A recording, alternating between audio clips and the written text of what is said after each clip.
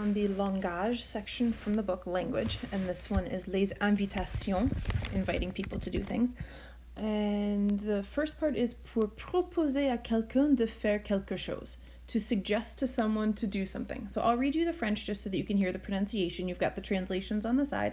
I'm also going to create a Quizlet list for you with all of these expressions and upload this blank document so that you can write them down on your own for a little bit of practice. I should say that as far as an assessment on these goes, I'm not going to do a quiz or ask you to memorize them, but what you're going to do is create your own dialogue between two people where they're trying to make plans, one person inviting the other, and you will record that in Flipgrid as a puppet show so that you can play both roles. That can be really, really basic. You just hold up a piece of paper with two different people's names on it for when each person is talking. It doesn't have to be anything fancy, but I'll describe that in a Flipgrid link for you there.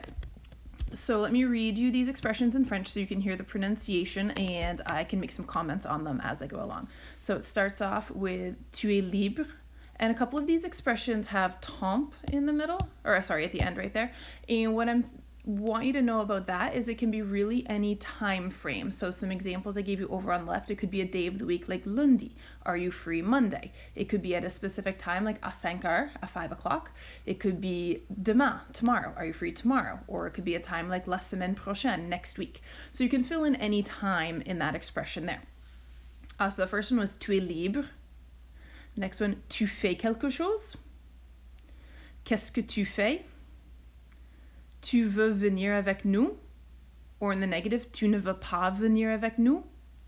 The next two are synonyms. Ça te dirait d'aller and si on allait. They're not literal translations, but the best equivalent there for both of those would be what do you think about going would work the best there. On va prendre quelque chose.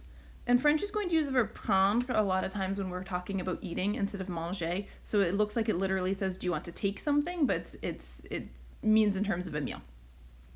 And allez, viens, on va déjeuner, je t'invite.